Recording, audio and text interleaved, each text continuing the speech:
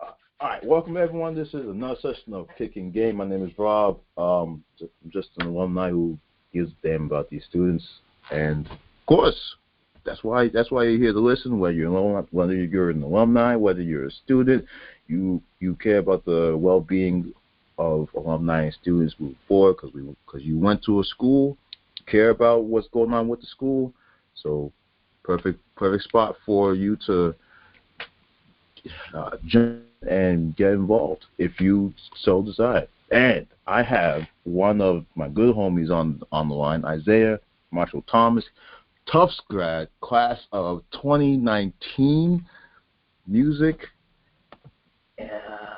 music major. Yes, BA in music. Isaiah, how are you, sir? I'm all good, Rob. Thank you so much for having me, bro. Really appreciate it. Always good to talk to you too, man. Listen, man.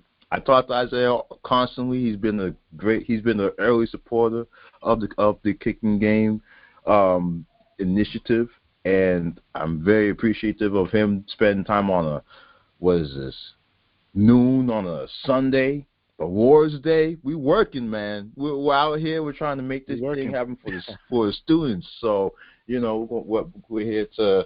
I'm here to interview Isaiah because Isaiah he's not one of the most interesting men in the world, but he's on his way to becoming.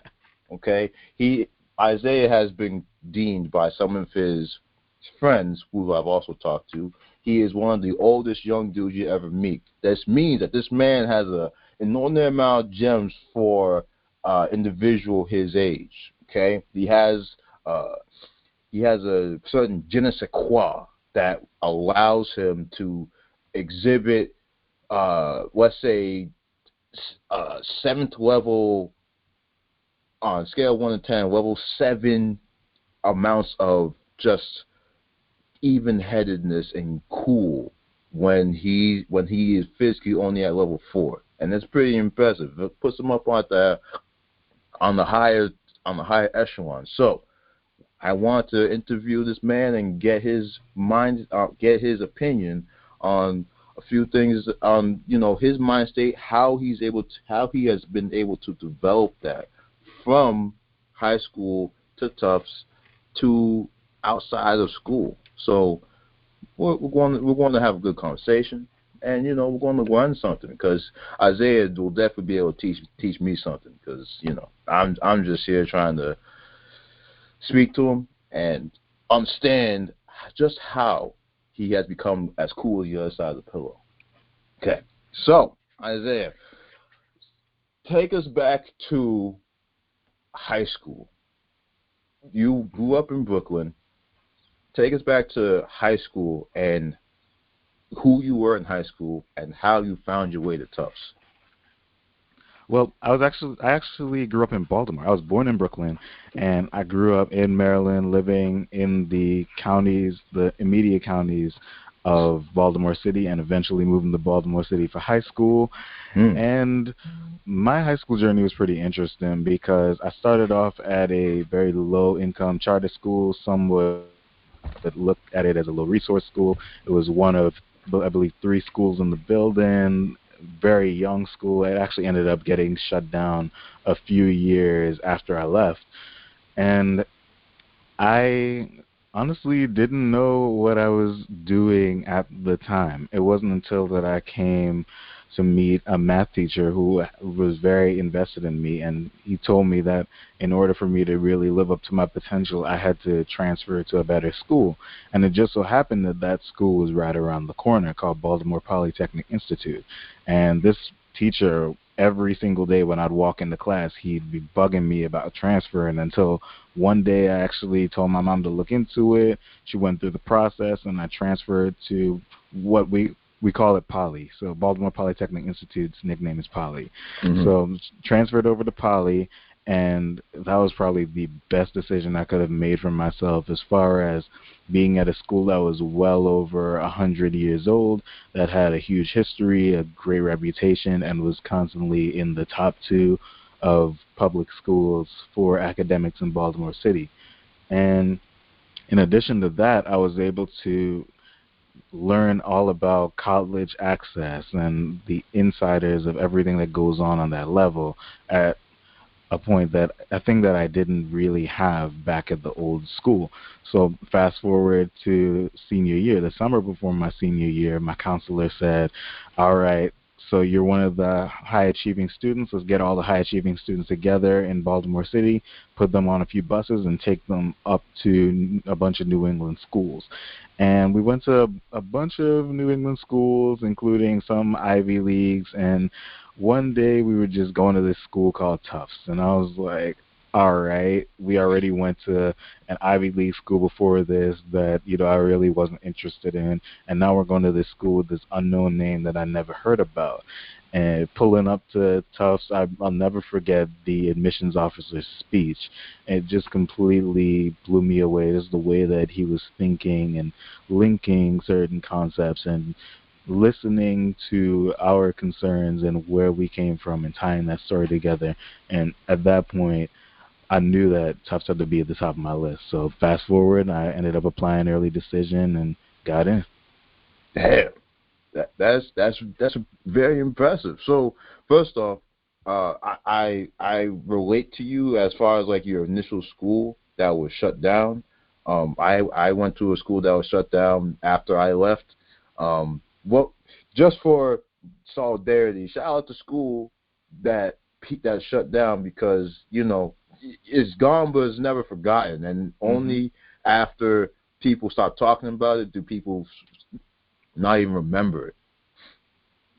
Right, and the shameful thing is, although there were a lot of issues both administratively and on the level of teachers and being with a whole bunch of other schools in the building, the teachers in that school really invested in and cared about every single student. A lot of them came from similar environments and were really all about helping students succeed. And that's one thing that even, at the university level, I realized that a lot of us tend to take for granted that even though we come from certain environments, like I didn't grow up in the hood or anything, but I was still considered low income. And to have teachers like my math teacher who saw potential in me and told me that in order for me to get to where I needed to be, I had to put myself in the right environment. Without that kind of mentorship and without the support of other teachers at that school, I wouldn't necessarily be where I am today. So we definitely do have to give a shout out to those schools. Although they're not here anymore, we have to acknowledge that there are a lot of people who care, even when things aren't going so well. Okay. So I'll shout out mine. Shout out to St. Anne's in Somerville, Mass. Shout out to St. Clement in Medford, Mass. I'm 2 for 4, man. It's kind of depressing. But just the school lives on. Shout out to St. Anne's. I believe it was the Magic because it was blue and yellow, and then shout out to the anchorman of St. Clement, bleed maroon and gold, all that fun stuff. What about you, man? If you want to shout them out, here's your chance. Sure. I mean, shout out Mass, Maryland Academy of Technology and Health Sciences, Gone but Never Forgotten, and also Baltimore Polytechnic Institute, which elevated me to the level where I could even be considered to attend Tufts. Hey, shout out to Baltimore Poly, man. I love hearing that. Even in the hood, or even in the quote unquote hood, Baltimore, because Baltimore has that has a negative view on it. It's still breeding all these wonderful minds, and it's super cool that the teacher at your first school scouted you out and really hammered home, hey, you're too good for this place. You need to leave. Definitely, man. And I'm super grateful to him. Unfortunately, I've lost touch with him, although I've consistently emailed him over the years to try to get back in touch with him. But, yeah, I can't stress black mentorship enough. Like, even at this level, what you're doing with Kicking Game, you never know how you are going to influence somebody. And I know you don't want to do the celebratory ping pong thing. Oh, God. But it relates to what we're doing. That in my transition to Tufts, how I met you my freshman year, I was probably like 18, 19 years old. It was early 2016. You had probably been out of school a year and a half at that point, and Yeah. yet you were still coming back to mentor folks who are coming in. And I know, especially as a black freshman, Right. coming into that room and Ooh. seeing one black person there, I just immediately I was like, okay, I gotta talk to that dude. And had you not been there, my experience with that career center thing would have been a whole lot different. Right. And the thing with mentorship too is really cultural competency, because other than the black thing, going back to high school with that same teacher, that teacher was also of Caribbean heritage like myself. Mhm. So there would be times when he would understand how I was thinking. He would understand why I was doing what I was doing, and my mannerisms, because we came from a similar background. And Mhm. that in turn made the mentorship connection between us a lot stronger and allowed me to trust him when he was consistently telling me, "Hey, you gotta go. This school isn't for you." So definitely shout out to him, and shout out to you and all of the other older black alums who have that vision at Tufts. Well, okay. Shout out to that teacher, man. It's only a matter of time until he hears you making some moves, making some waves, and then he'll finally reach back out to you. So you talked about mentorship and guidance, and that's obviously an important part. That's probably the reason why we're here. That's probably the reason why you're now on this side trying to help out the students at Tufts.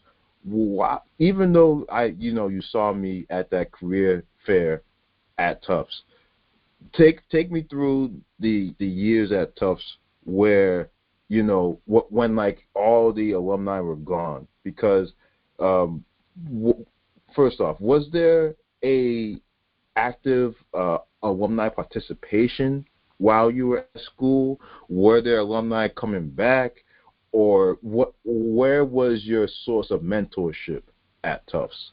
That's the Well, to question. be honest with you, the alumni, at least as far as visible black alumni that I saw, it was very sporadic. So I Mhm. was a part of Black Men's Group, and every now and again, a black alum would come and visit, but it wouldn't be in an organized thing. Mhm. We just kind of just chop it up and stuff like that within the Black Men's Group context. I got to give a lot of credit to the Africana Center, though, because the Africana Center was always bringing black alums in, and if there was any event that I was available to go to, I would go. And Mhm. there was also the Tufts Black Alumni Association representative. I remember I knew a couple of people who were the student reps for that. So there was definitely black alumni involvement, but I think at the time that I was at Tufts, especially at the beginning, it was just now starting to come together. I believe it was my freshman year that was the first time that we had the alumni tailgate, and it wasn't even at Cape. And this was 2015. I don't know if you came back for that, but it was down by the track field, I believe. Yeah. Yeah, it was It's down by the track. yeah, like at the backside of the football field, right? Yeah, it was Yeah. backside of the football field. It was mixed in with all of the other tailgates, and it it was cool, but it wasn't that big. And then the following year was when it started happening at Capon, I believe, Mhm. and that is always such a highlight for me. Like even as an alum last year, I had to go back and really take it in because it kind of feels like a mini HBCU type moment, and I really loved that. But I think the alumni are trying. I think we're just now establishing, okay, what is the Black Alumni Association? What is the Black Alumni involvement going to be going forward? How Mhm. can folks establish themselves as mentors? So I think to truly answer your question, it was I think people were just figuring it out as we were going along, and Yeah. it's definitely a lot further along than it was when I started at Tufts in 2015. But there's still a long way to go, and I think this kick and game thing can really open up a lot of doors and a lot of possibilities for future Black alumni involvement. That's the plan. That's the plan. So so you stated basically while you were at Tufts, you loved hanging out with the alumni. You tried to get involved with the alumni organizations, but there really wasn't. Well, I didn't get involved. I didn't get involved in the alumni association while I was at Tufts. I'll say that up front. I was running around, doing my music stuff with S Mhm, Factor and Kenny Way and my jobs and things and admissions that I felt that I had a solid connection to the Black community already, and I mhm. wasn't thinking too much about alumni involvement. And Okay. in hindsight, I think I should have been trying to connect a lot more with alumni, but Mhm. I found that I mean this goes back to the old man mentality thing that you were telling me about. A lot of my friends happen to be several years older than me, so I was getting mentorship from them, especially as they graduated and moved on, and they would be able to give me more and more advice. So I was getting the mentorship on that end, but not in any official capacity. Okay. All right. That makes sense then.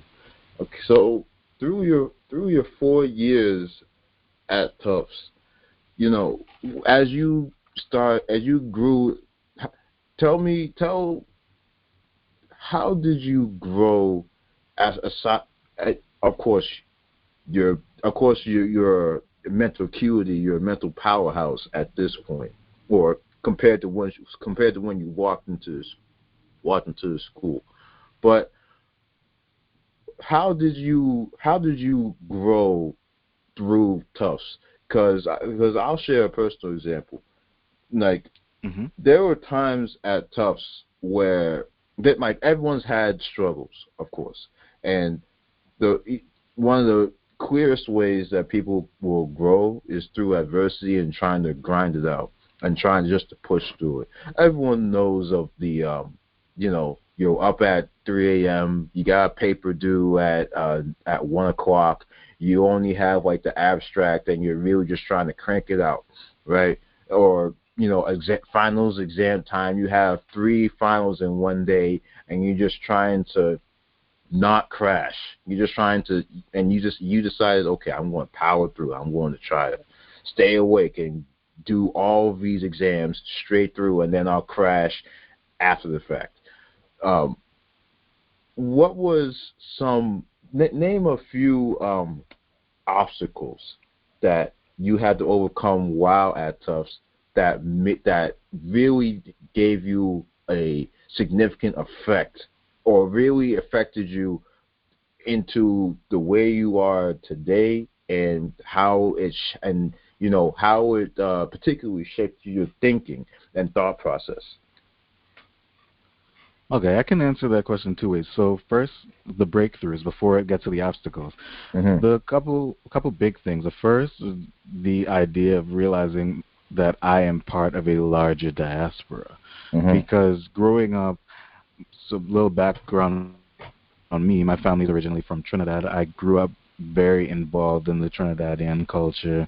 Mhm. Always grew up going to the islands for the summers, and Trinidad is more of a home to me than the U.S. at this Right. point. I'm still very culturally connected, but that was all I saw myself as. I realized growing up that I didn't quite fit in with my friends because I was eating different food, I was listening to different kinds of music, and I was very much sheltered.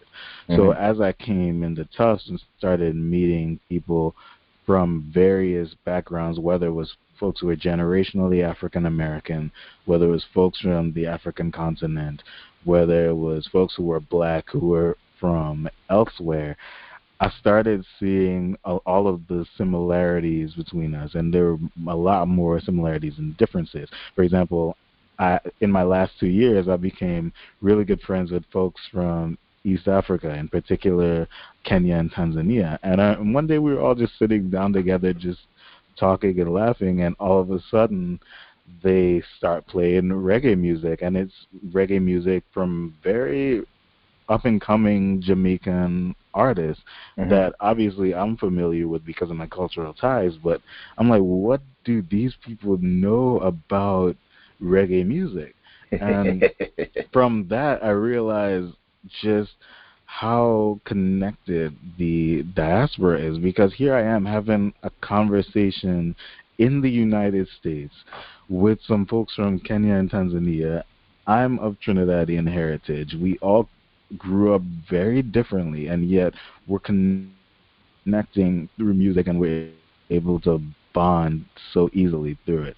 So that's the first thing, realizing just the value of diaspora and seeing myself not as Trinidadian American, but as black first. Mhm. And the second thing, I guess this gets into a little bit of the dark side, but Oh, come on, understanding man. how tough We is a bit. we came from the dark, man. We're here. We came from it. No, That's why we we're gotta let tough. them know. We gotta let them know. And if there's one thing that I want any student listening to this to remember, is that these institutions that we are affiliated with are businesses that happen to educate. So There you at go. their core, they are going to be looking to maximize their bottom line, whether they market themselves as nonprofit organizations or for-profit, which for the most part universities are not for profit. At the same time, if it comes down to pleasing students or ensuring that their bottom line is met, they're obviously going to choose the business decision. Mhm. So the best way that one can approach navigating these institutions, especially as folks who come from marginalized backgrounds, is to approach it from a business perspective. So one personal story I had is with financial aid. So I was raised by just my mom. My dad Mhm. is in my life and has always been in my life, but had lived he still lives in New York, but he was always in New York, whereas my mom and I were in Maryland. So a lot of the income that was supporting me was my mom. My dad, it would be relatively, I wouldn't say sporadic, because he would support, but it wasn't enough to push me into another category. Right. However, when it was time to go to Tufts, you had to include both of your parents' income on your CSS profile. Mhm. And with that, it actually made me have to pay an amount. It was a small amount, but it was an amount nonetheless. So what I ended up doing in getting the Tufts was approaching the financial aid office, hitting up the director and saying, "Hey, my income, the only income I get comes from my mom, and at the time she wasn't working." So I explained all of that to them, and they sent me an email right away saying, "Okay, so for future reference, we'll remove your father's income from this, and we'll only look at your mom's income for financial aid," which benefited me in many ways going forward. But the point I'm trying to make is these institutions are really all about their bottom line. They wouldn't have told me to contact them with that issue. They would have just continued taking money from me as if I was getting support from both of my parents. Mhm. But we have to really approach these institutions like the businesses that they are. We have to understand that they're defending their bottom line, and we have to defend our bottom line too. These institutions are just going to suck the money from us just as much as they want, and even if it means that we have to go broke and poor and surviving on a cup ramen noodles and whatnot, if that's what it takes for them to maintain their bottom line, then so be it. And I feel that especially as black students and as students from marginalized backgrounds, we tend to come to these institutions thinking that all is well. They're going to take care of us no matter what. And unfortunately, that's not the case. We really have to look out for ourselves and look out for our fellow students, especially those of marginalized backgrounds. And you asked me about obstacles too, correct? Yeah, I did. Okay, so let me see. I'm trying to think of any other major obstacles that I had to face during my time at Tufts. It's more so related to that business aspect, understanding how to move and how to groom myself professionally.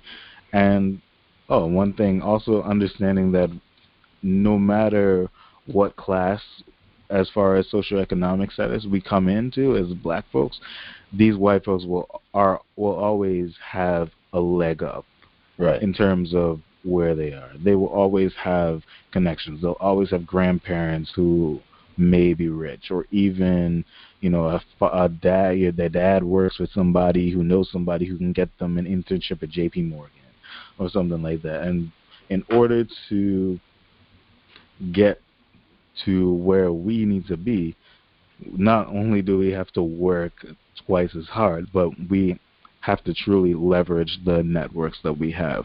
And that's why I really appreciate this Kicking Game initiative. I really appreciate the efforts that the Black Alumni Association has taken over the past few years to grow a huge alumni base, because we have professionals in so many industries. And given that we're Tufts alumni, we can use that to our advantage. And our fellow brothers and sisters who have graduated from Tufts and gone on to do great things are always looking to help us out. But we just need to make that connection stronger so we can begin to level the playing field between us and our white counterparts. But we also got to support each other too. When I said that this brother is eloquent, I hope that you guys understood what I meant just from listening to this man speak. It was a great description and a great explanation of how you had to go through things. On the topic of the financial aid, I level with you mainly because I was raised mainly by my mother. My father came back into my life, and he was able to, come back into the home. But that was after adolescence. He came back around 15, 16 years old. But what I had to understand from my parents was that when I started doing the financial aid, it was my mom that was putting the loans on me on my student loan, or she was putting the loans in my name, right? And basically, I did the same as you. I put my mom and dad down, but really my mom took the brunt of it. And I thought, I just had to put both parents down. But, if I really needed to sit down with my parents and be like, okay, how are we going to handle this? How should I strategize on this? Instead of just saying, hey, I need your social security numbers. I need to enter some information about you, because then it's just pumping in numbers and the CSS and the Common App and financial aid. I forget what that form was. Whatever the hell it was. Yeah, FAFSA. Yeah, the dreaded FAFSA. That thing. I had to keep pumping in information into there, but in reality, that it doesn't allow for the circumstances that we may have gone through, because it's assuming it's two parents, they have a child, they can afford this, and in reality, when I got my bill, the work my parents did, the stuff we were able to afford, apparently made us to be like some upper echelon family that could afford to pay all this stuff, but in reality, it was like, no, we can't. But that on the financial aid aspect, there should be more ways, or there should be conversation amongst students and amongst alumni on how can you circumvent the system, or how do you know what truly you have, because there are ways to lessen the load on yourself, but you also should want to pay as much as you can, or get as much paid for you as you can, because again, when it comes to the familial structure, Black people are are lagging behind in that aspect. On the Absolutely. on the nonprofit aspect, that's entirely correct. I wanted to make sure that everyone knows colleges are nonprofit, but that does not mean that they don't make money. Nonprofits mean that they have to spend the money at the end of the fiscal year so that they can continue the process. So every year, Tufts may bring in, or a school like Tufts may bring in like $50 million, but they have to spend every cent of that so that at the end of the year there's nothing left. And 50 million is small for Tufts. I think the endowment is probably like one 50 or maybe 250. I don't know, but it's the endowment is certainly larger than 50 million. My point is that these schools are nonprofits, meaning the more money they get through endowments, the more money they get, the more they have to spend. That's why you see, and the reason why Tufts is doing all right, but Harvard is able to do so much better. Harvard has a very large endowment, and Harvard has a big network of people giving back to the school. So they got like visionaries, billionaires, um, uh, presidents, officials, people who have networks who are able to galvanize people to give again. Harvard has so much, mainly because the people who have graduated from Harvard understand that it's on their dollar that the school is able to keep providing top of the top level service and infrastructure to the students. And when it comes to Tufts is very similar, but on a smaller aspect. Now, when it comes to the black community, we got money talks, as we all know. So we need to. So it will behoove us in the future to keep pumping money into these colleges or pump money into the schools that you want people to go to and support it with your dollars instead of supporting it with the voice, because the voice helps, but the voice should be a call to action towards doing something. And if that something is donating $10 towards the school, that $10 may be a difference between a student being able to go to a conference in D.C. to learn about something, or the difference between a student being able to afford room and board because their parents don't have the money or the hardship fund isn't there. This, that, and the third. So I wanted to clarify on that part. So now you touched on the interesting aspect, the leg up that white families have. In your opinion, how can a black student in 2020 beat the leg up that a white student has in college? Leverage the network that you have. I realized throughout my time at Tufts, and even now that I'm a year out, just how many people I actually know from school, how many people are going on to do great things in various industries, how many people, both black and non-black, I know who are working for big companies like Google, like GE, folks who are doing their thing.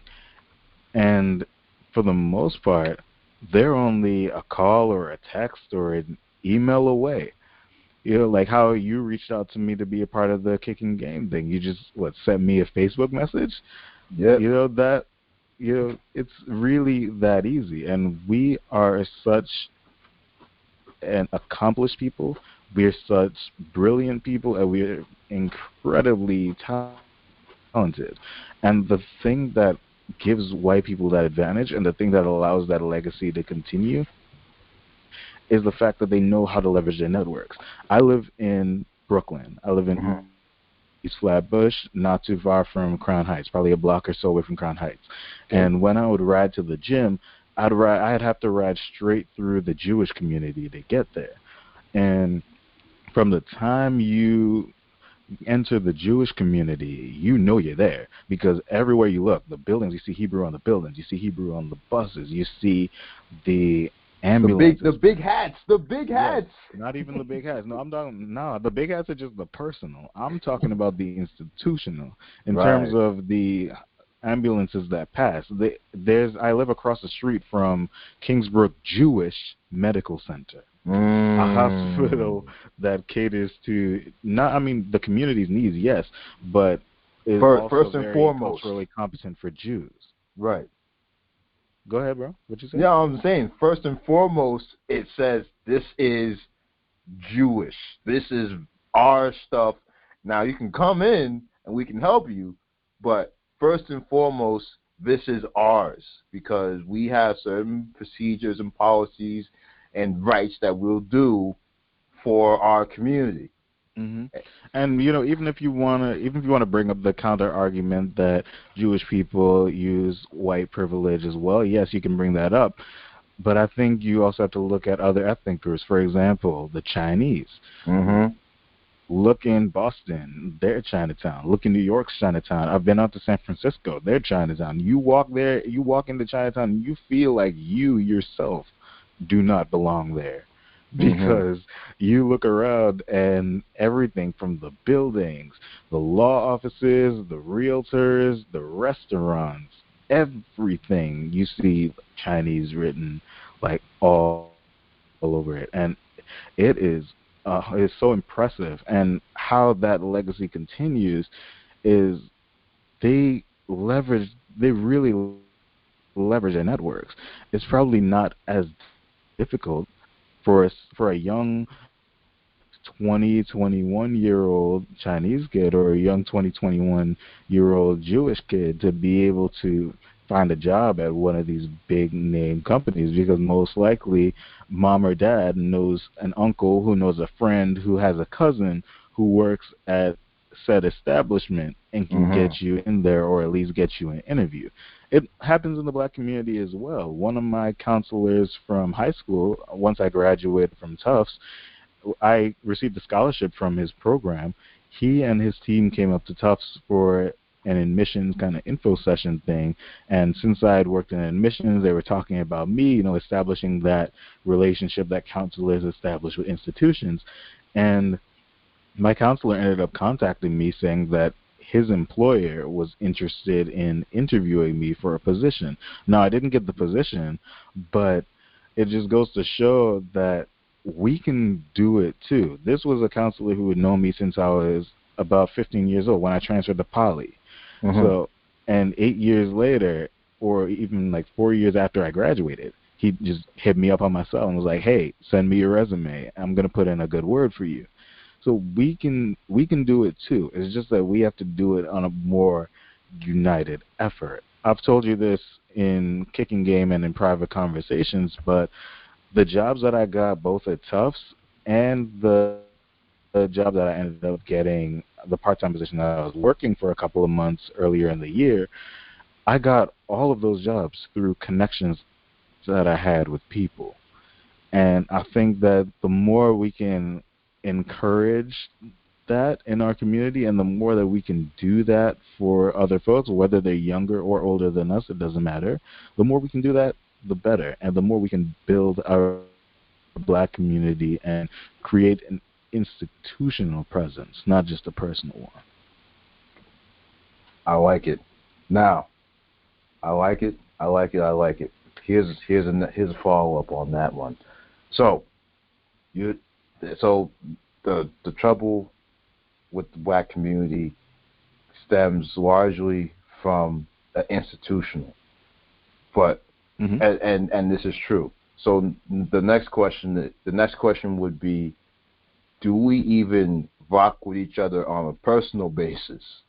And that's my question, and it's not a question, it's a rhetorical question, because do we rock with each other on a personal basis? Like you said, a Chinese person in New York can go to San Francisco or Vancouver or wherever and know that I'm in Chinatown.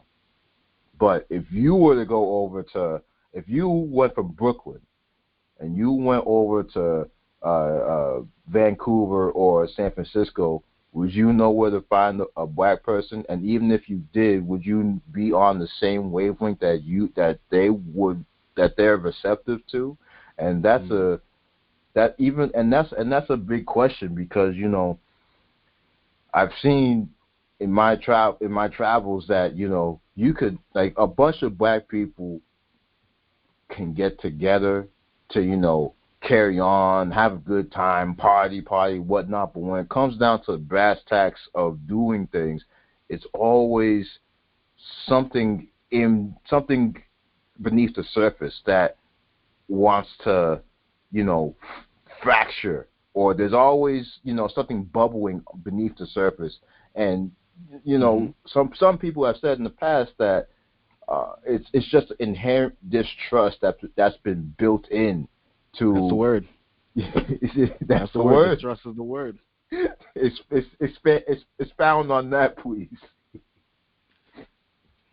Yeah, absolutely. And I honestly think that although the distrust is pretty universal, it's probably the worst, in my experience, it's probably the worst in the United States, because when I go to Trinidad, it's, although there's a little bit of distrust there, for the most part, everybody's friendly, depending on where you are, obviously. They can just invite you in, and it's like, oh, like, what are you doing? What are you trying to get into? And they tell you, and it's like, oh, wait, no, I got a friend working in this thing, or my friend is a manager for this. Let me hook you up with him. Here's this person's number. Here's that person's number.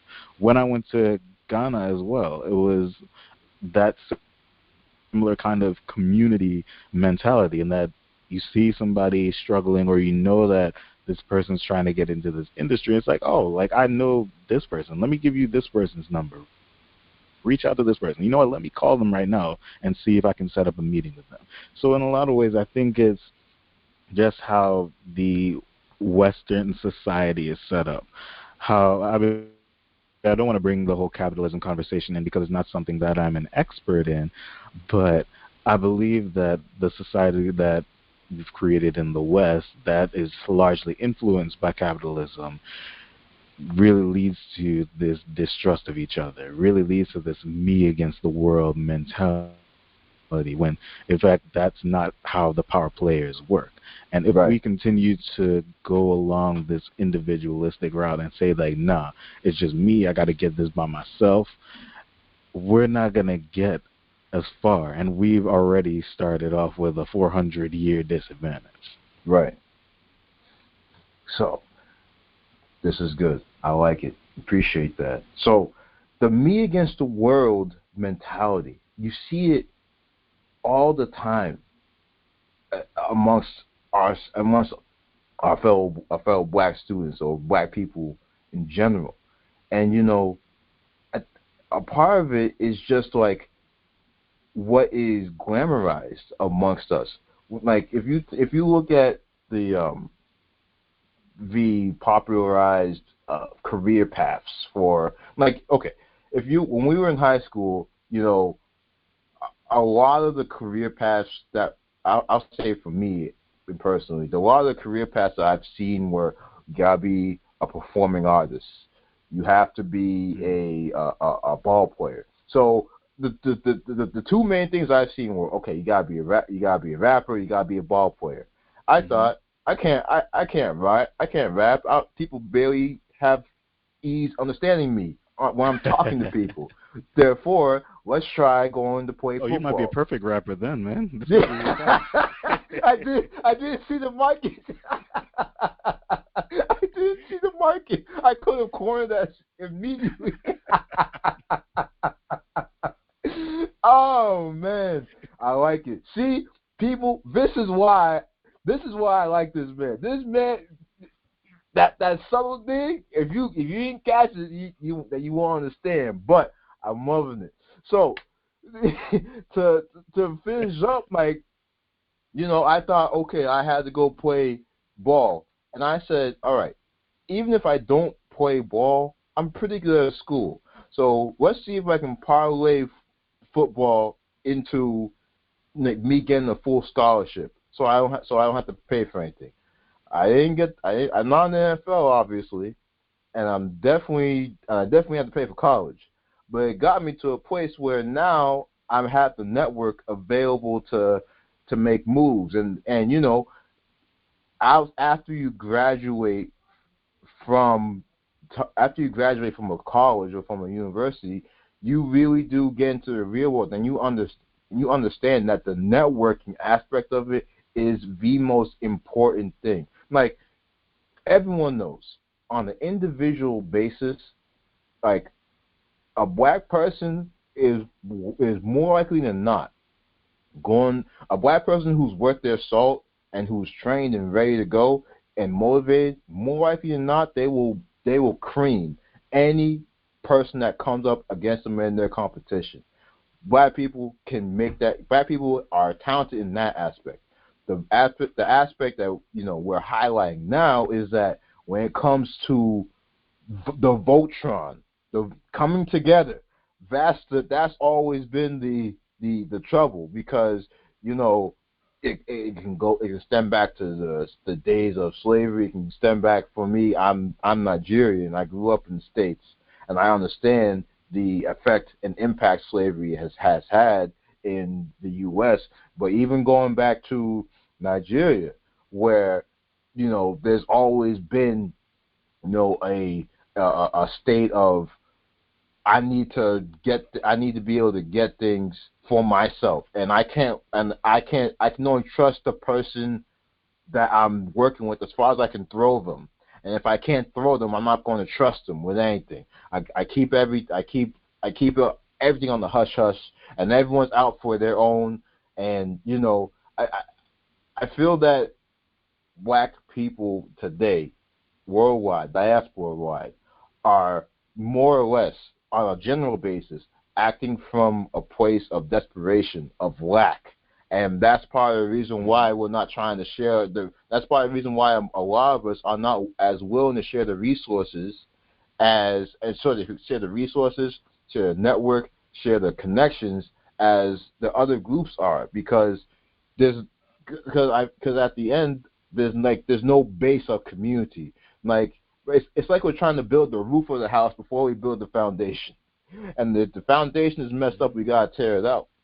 So the foundation of black people not having a stable community, and not even knowing how to get along with each other on a personal basis, that I believe is the main issue that is halting this entire process from going. Like okay, I can look, I'll go into a personal example about interpersonal issues I've had with black people. I remember when I was I remember it clear as day, and this is like, to this day, it's the only time I've ever been like crossed in any type of dealing. Okay, so sophomore year, I'm in Sam Summers' social psychology class, Psych 13, for people who are in the know. And shout out to Sam Summers, because he was my advisor, great guy. He's a Yankees guy. I'm in Boston, so we had nothing more to say on that. The point is that I was in the class, and there was a project, and it was a group project, and there was another sophomore black female student who I was working with, and basically I was working with we thought of a idea, right? And the idea was okay. It was for the project. Long story short, the black female, when it was time to do the project, all I got was, I don't like the direction of the project. I'm going to do my own thing with a whole other group. You can do your own thing. And this was like the Thursday before the project was due. So I'm like, I bet you never said that you had a problem with what we were doing. You never, really communicated to me that, hey, I have an issue. You never said anything to the otherwise. So I thought everything was cool. Thursday comes. I'm just getting out of the gym. I just got done with a football workout, and I get a text message saying, hey, you gotta do your own project. When I tell you, Isaiah, how heated I was back then, I was like, you don't do that. That ain't cool. Not cool. Because me back then, I was like, listen, you could do whatever you want to me, but we're here. Like I was like you were. I was on the business tip. Like I'm not. We're not here for like the fun and games. We're here to get this education. You're messing with my education because you want to play games and not communicate with me.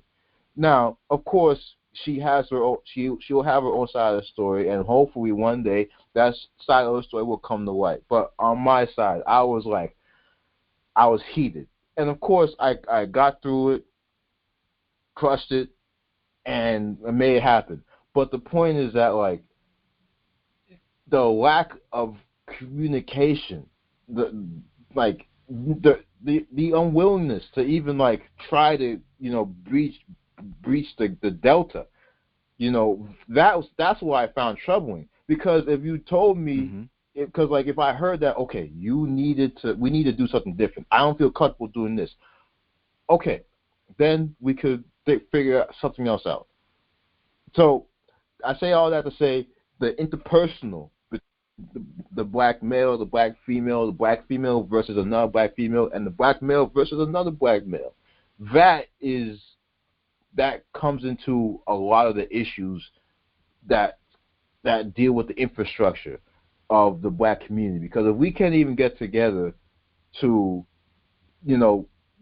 help each other on something that on a concerted goal, and it's just easier to dip and go with somewhere else instead of working with me, then it's like, how can you really foster some sort of community? And I feel that has happened a lot with especially black professionals and as the alumni, because while we search for black people in our places of work, we've had to more or less become accustomed to working alongside a whole melting pot of individuals, mostly white people, and it is what it is. Because if you're trying to get where the money's at, if you're trying to make a living for yourself, more often than not, you're going to have to go work for some white person, and it is what it is. But on the same token, like you can't expect the community to grow if you're not trying to bring some semblance of knowledge, discipline, education, or just compatibility, companionship, collaboration back to the black community. And that's the biggest sore point when it comes to black people, and again, in my opinion. And again, right. And before we move on from that, I just want to touch on something real quick. You said go this for was it. Sophomore year, right? Yes. So that means it was. I don't mean to date you, but that was probably like fall 2011, spring 2012, right? Yeah. Yes, sir. So 8-9 years ago, and you remember that one incident clear as day, correct? Correct. Right. So that to me just illuminates the point of making sure that we do right by our people, because what you were mentioning with connections and networking and relationships, suppose that in a few years your watch company takes off and you're looking to hire somebody, and that person that you were collaborating with wants to get into the industry and work with you. You're going to remember that. Even if you end up hiring that person, even if they've changed, even if they had a change of heart or they've matured since then, you're still going to remember that, and that's still that's still going to reflect badly on them in your eyes, whether or not you consciously acknowledge that. So I think that in terms of your point of supporting black people and continuing to build ourselves as institutions, it really starts from the interpersonal. It starts from doing right by our friends, even in the friends and acquaintances and classmates, even in the most like trivial of situations, because those are the times when your true colors and your true character show. And once you really show people that side of you, especially the not so good elements, it becomes harder and harder to forget, even though now it's nearly 10 years ago. Right. So I just wanted to make that point to anybody who's listening, in case they start to be like, what? Like, what is he trying to talk about, or what is he trying to get to? And I think that might have been part of what you were trying to drive home. Yeah, that is a great addendum to what I was trying to drive home, because, I was mainly focused on, all right, the interpersonal aspect between a black man and a black woman, or just black people in general working together. Like, the reason I brought the story up is because, again, this was the only time I've been crossed in like ever. Like, I haven't, like, for all the ills that we know, white people have done, I haven't been I understand that white people have done a bunch of shit, but when it comes to me personally, even though I understand that, when it comes to my personal dealings, I have not been crossed by white people. But it speaks volumes when, like, the person that I'm supposed to trust does some stuff like that. And I feel that has gone on for other people to a grander extent, to the point where they just want to be gone from the community, separate themselves. If you're on the interwebs like I am, you may have heard of the entire, like, swirling movement, and this entire swirling movement is nothing more than like a black man or a black woman.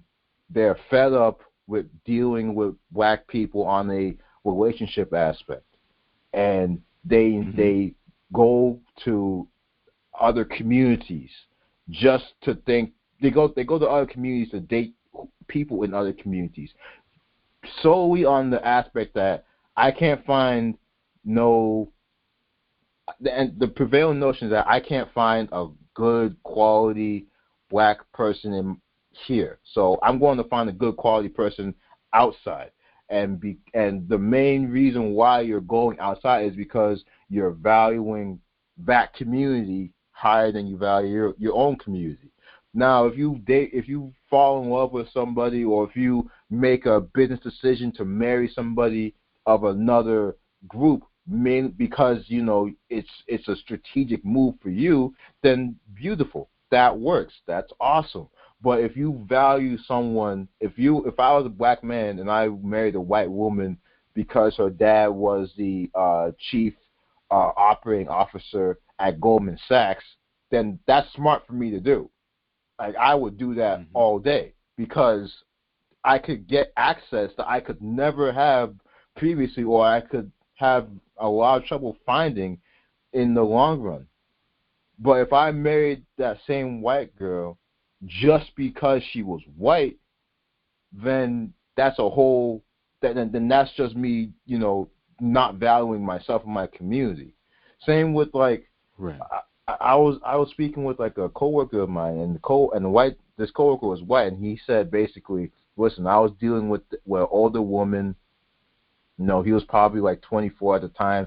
The woman was like 30, and, like, her dad was he was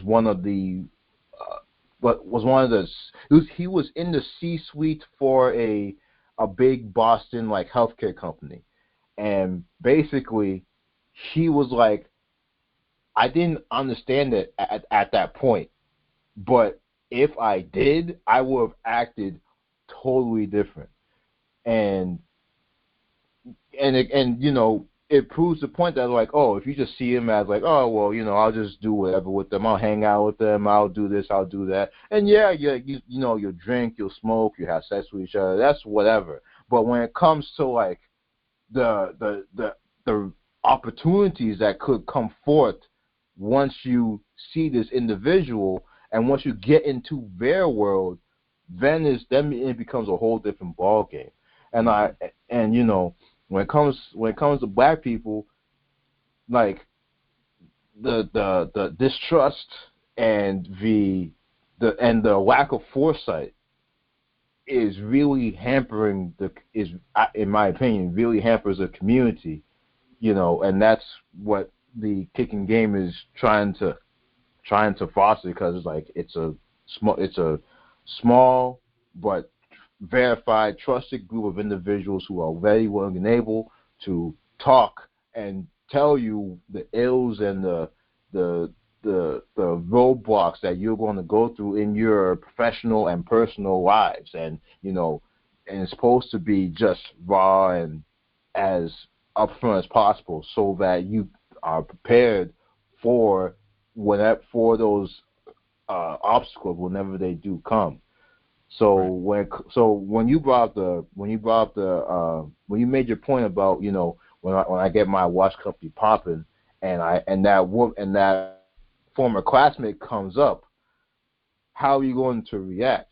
And you never know what bridges you burn when you're Mm-hmm. interacting with people. So if anyone hearing this gets something out of this from Rob today, I say act in good faith, meaning every single interaction, you bring your best to the table. You hold off on the assumptions. You hold off on, your prejudgment, and then you just take the person as they are. You give your best to them initially, and then if you if you notice certain things, you bring it up to them and say, hey, like, you're doing this, that may be your style, but I really don't rock with that. And then they can adjust as they want to, but just you working in good faith will allow you to get places that you would never know in general. I'll end my point with this. When I was in high school, all I knew was Harvard. That's what my parents pushed on me. That's what my parents told me. Harvard and MIT, nothing else. Like I didn't know anything else other than Harvard and MIT, right? Common App for Harvard, Common App for MIT, and then like I was telling my guidance counselor. My guidance counselor said, "Oh well, you're one of the tossers in the class. You have a good track record when it comes to football, so you have a good base to go places." So, and then she was telling me, "I don't want you to be focused on just those two. How about you search for some other places?" And then I said to her, "Okay, well, where else can I go?" Because I didn't know, but I wanted to understand her viewpoint. And if I was interacting with her in a bad faith style, then I would just say, she doesn't know what she's talking about. I just want to go to these two schools. And if I don't go, then I failed. And then I'll just go to whatever school. Maybe it'll be a BC or a BU, but I'll just go to whatever school. And, I will go to that school. Like, obviously, we went to Tufts. And in high school, if I had that mindset, that bad faith mindset of, if I just want to go to Tufts, or if I just want to go to Harvard and MIT, if I don't make it and I go to Tufts, then I wouldn't value Tufts the way that I do today. But because I went into that conversation with good faith of the guidance counselor being able to guide me and put me in a position to succeed, I was receptive to her information. And the guidance counselor said to me, well, how about Tufts? Tufts is down the street. It's a really good research school, and it's on par with Harvard and MIT and all that. So I said, oh, I never knew that Tufts was down the street. I never knew it was a world-class college. Okay, let me give it a shot. I applied, and Tufts was, I applied there. I applied Division 1 because the football coach told me, okay, I saw your tape. I want you to play here. If you apply early Division 1, I will make sure you have a 100% chance of getting into the school. I said, 100% chance? I'm going. Like, I don't care what the issue is. I don't care the recourse. You give me 100% chance to get into a top tier school, I'm going. So I went, and the rest is history. But if I didn't talk with the guidance counselor at my old school, St. Clement, and if I didn't talk to this football coach at Tufts in a good faith aspect, then I wouldn't be here because I would have doubted the guidance counselor and I would have doubted the football coach saying, "Oh, there's no way I could have gotten 100% chance to go to Tufts. There's no way you could do that." You know what? I called his bluff. I trusted in what he said, and he delivered. And to this day, I think he's coaching somewhere in Massachusetts. But Coach Samko, I thank you for getting me into the school so that I could really spread my wings and make something of myself. Because without Coach Samko getting me in there, without my guidance counselor, Miss Langan, getting me to consider Tufts, then this will be a whole different conversation. So, good faith, and that's my message for today. Good faith, act in good faith, speak and collaborate in good faith, because if you continue to allow preconceptions to dictate how you speak with people, then you're going to cut people off. And if you want to cut people off and you're fine with that, then that's all right. But the good faith conversation and good faith mentality will allow you to, at the very least, make more bonds. You catch more flies with honey than with vinegar. So that on good faith, that's all I got. So for Isaiah, because again, I decided to talk anyways. For you, Isaiah, I understand that you've been building your soft skills ever since you got into Tufts and then you left Tufts, and you just from me speaking to you, I know that you have that good faith aspect of yourself. How has that aspect benefited you in you moving through your academic career and into your professional career? Well, specifically with soft skills, I told you that all of the jobs that I've gotten from college onwards have been because of the connections I've had with people. So for my jobs in the music department, I remember one specifically in the main office that I did, I would always just go, pass by, say hello to the staff, because I knew I had friends who would work as student workers there, so I'd pass and say hi to them, and I'd say hi to the staff because they were there too, and just chop it up with them. And over time, the administrative coordinator kept asking me, like, "Hey, Isaiah, are you available to work? Are you available to work?" And at that time, I had a couple of jobs on campus already, and I was scared that it would factor into financial aid. But once the summer came around, she asked me again, and I said, "Yeah, of course." And she said, "All right, so you're going to come work for me. Come in and do this payroll." Whereas other students who had to come and do this student worker job, they went through the normal application process. I never filled out an application for either of the jobs I got in the music department. And for the job that I got in admissions, it was through, I don't know if you remember Eddie Pickett, but he was very influential on me as well. And he passed through the Black Men's Group meeting, and he was saying that they had openings for the diversity intern position. So after BMG, I walked up to him and I said, "Yo, like, that sounds amazing. When it comes out, email the application to me." And he did.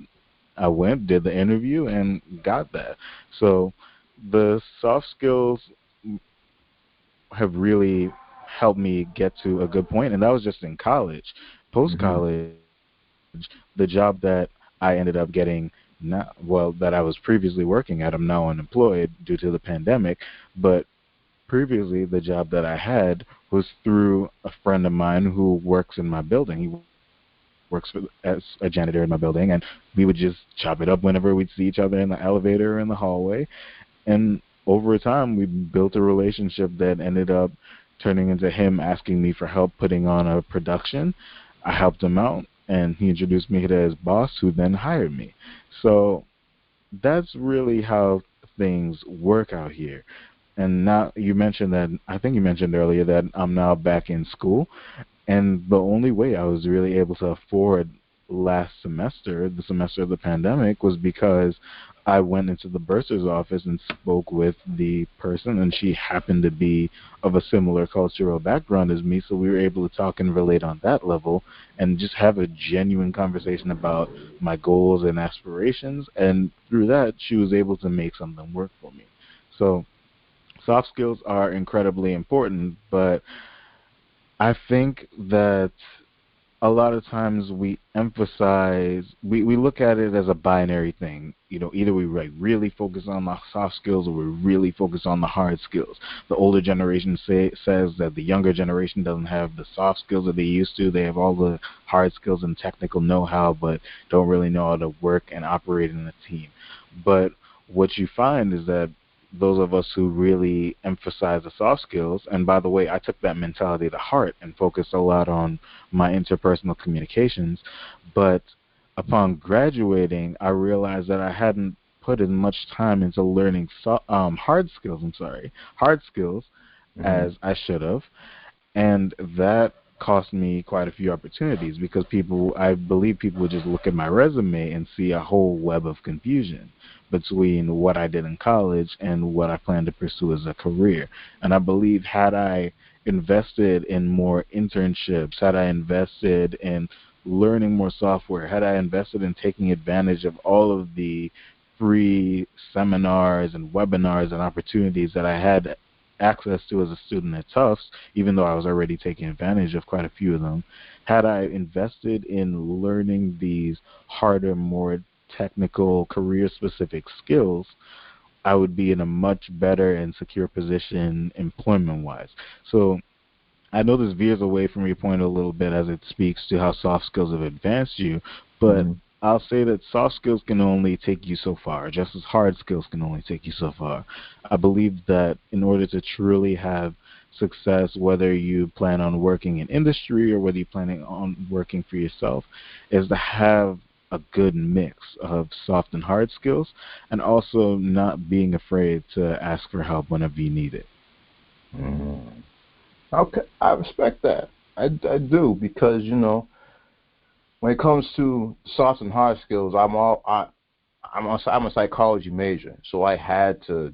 So my soft skills is my background when it comes to education as far as tough skills. But far as my current employment, it's IT. It's the entire technology field, and technology in the technology field, of course, is hard skills. You have to understand hard skills, and the mixture of the two allows you to understand and really grasp what you're trying to where you're trying to go, and helps you advance into a higher echelon. So I would say for students listening who are still like undecided, if you could do, my suggestion would be do like have a hard skill, tangible, easily paid out skill, a skill that gets you paid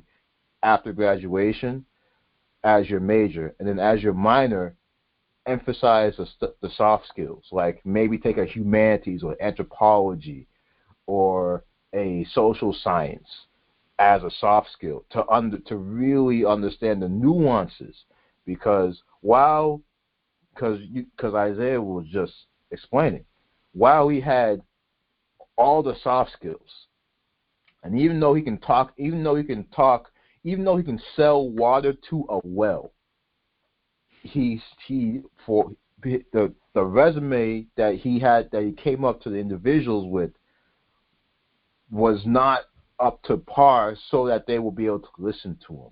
And while Isaiah could explain it as masterfully as he has done so, that when it comes down to a decision, there's only so far that one set of skills can truly get you. And Isaiah is right. You need to focus on both, on bolstering both, so that you give yourself the best chance. And while the current generation of kids, of students, are really focusing on those hard skills, the lack of the lack of communication, or the ease of communication with social media and internet and email and whatnot, has really atrophied the soft skills muscle of the students, and really has hampered their ability to communicate with each other. Because if you, I know you're not as I know you're not on the internet as much as I am, but if you see the conversations on the internet, it's any electronic communication. There's no context behind it. There's no tone behind it. There's no voice behind it. So you interpret it in a way that you want to interpret it, and something that could be said could seem harsh, but it really wasn't intended to be. But because you perceived it as such, then a disagreement starts. So say all that to say, the soft skills for the current students who are hard skill based, soft skills is very important. For Isaiah, he's understood that, hey, I need more hard skills, and he's currently working on it. And kudos to him for having the foresight and understanding his flaws and where he needs to improve in order to really bolster that side of himself. So we're running short on time. So Isaiah, do you have any parting thoughts or anything you want to get on the table before we get out of here? Just support your own. It doesn't have to be in any kind of large institutional thing. Like for you, Rob, I think you've set the example in terms of just dipping into your personal network of fellow Tufts alums and friends that you've met along the way to create this kicking game series. It can really be that simple. I know that our natural inclination is to be individualistic and to really focus on ourselves, and also to think that we can magically do things by ourselves, because even though the general consensus is not to believe in the pull yourself up by the bootstraps mentality, a lot of us internalize that through our families and our upbringing.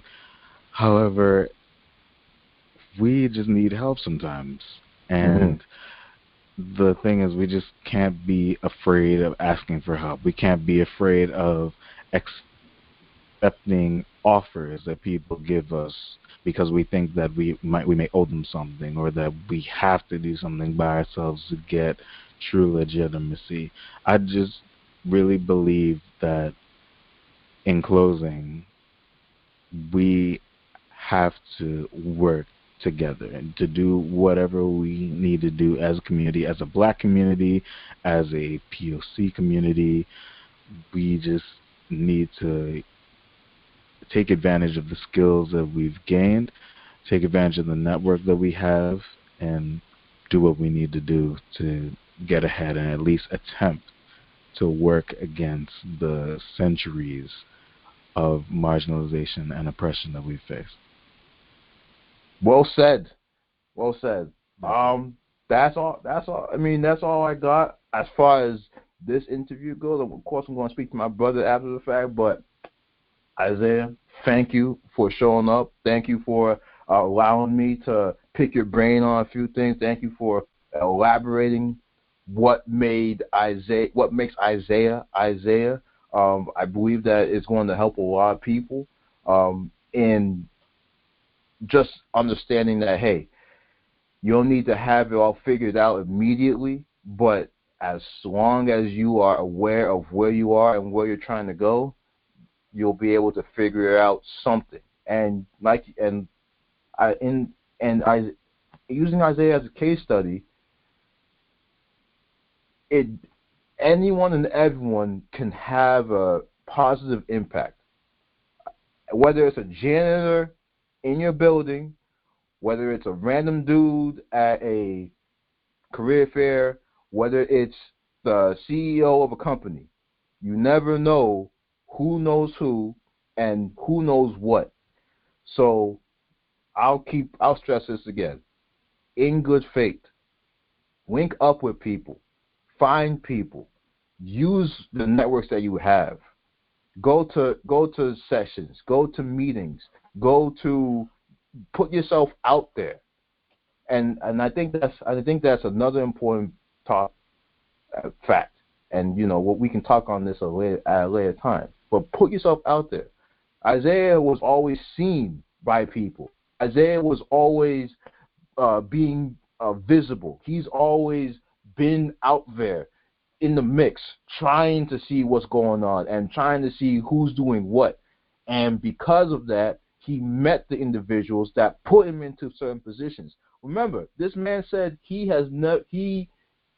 for his jobs up until today, he's rarely had to fill out any applications. He's gotten them all through connections and word of mouth.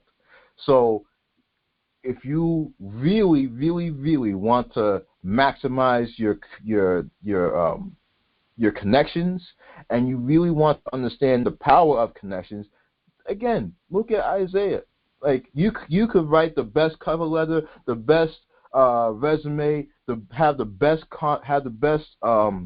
references, but if you hit that interview and you can't sell yourself, and you can't sell your enthusiasm, and you can't tell people how you're able to positively affect their company, or how you're able to benefit their team, then they'll pass on you.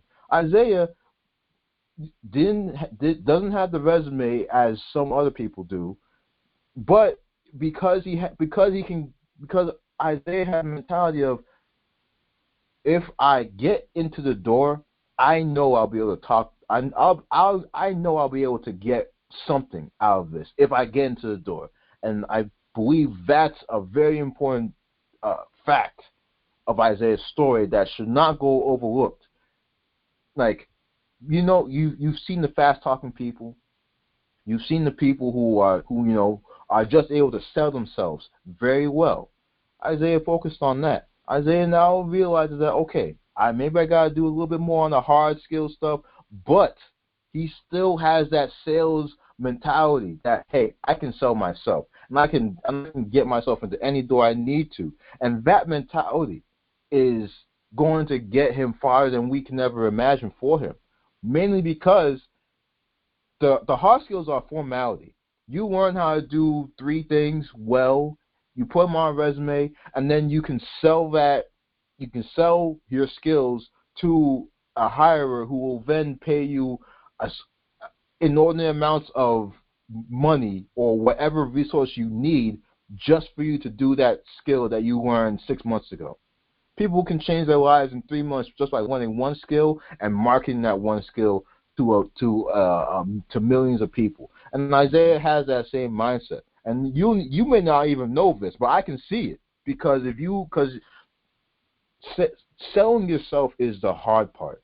Learning the stuff is the easy part. Convincing other people that you know what you're talking about, that's the hard part. And you've already done the hardest part, Isaiah. You've sold yourself as a capable worker without even having the quote-unquote resume. And that's the most impressive part. And I hope people don't miss that. So, and I want to give you kudos for that, because without you being able to, really, like, people don't. You and me, we're very similar in that we try to deflect praise, and that's that's that's a large way of how we interact with the world. But when people really put it into context of like, you did this and you should be proud of it, then it hits different. And I wanted to make sure that it was put in context for you, because it's important for you to understand just what you've accomplished, as well as for the listeners to understand just how possible this is, and just how far a certain skill set can take you, and just how where you can go with a certain skill set. So again, I say thank you, Isaiah. I really do appreciate it. If you need anything, man, you hit me up. You know how to reach me. I got nothing else, man. Yeah, man. Thank you. Thank you for inviting me on. Thank you for being a great visionary and doing something practical and something that people can enjoy. This is incredible. Uh, Enjoy and be educated by. I mean, you gotta give people the medicine through the candy, man. You gotta give people medicine through the candy. So.